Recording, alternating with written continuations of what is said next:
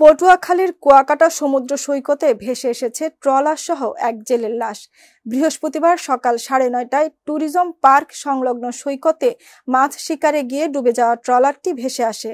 ওই জেলের নাম ইদ্রিস হাওলাদার। তার পরিচয় শনাক্ত করেছে জামাতা সাগর ইসলাম।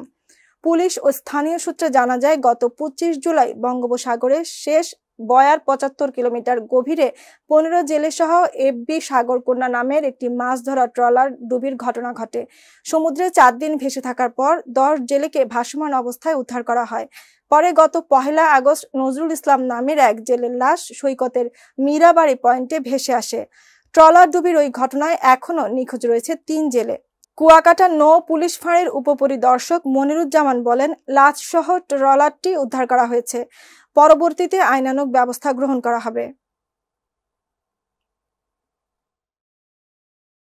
পটুয়াখালীর গলাচিপায় তেঁতুলিয়া নদীতে অবৈধ মাছ শিকারের সময় ট্রল ডোর যুক্ত ট্রলার, মাছ ধরার সরঞ্জাম ও 15 জন জেলেকে গ্রেফতার করে থানায় হস্তান্তর করা হয়েছে।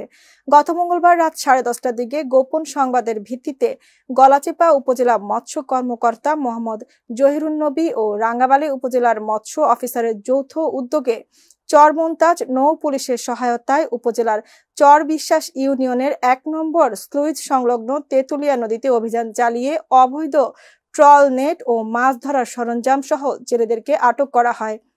দীর্ঘদিন ধরে সবার অগোচরে আটককৃত জেলেরা গলাচিপা ও রাঙ্গাবালীর বিভিন্ন নদীতে অবৈধ ট্রল নেট দিয়ে মাছ ধরে আসছে।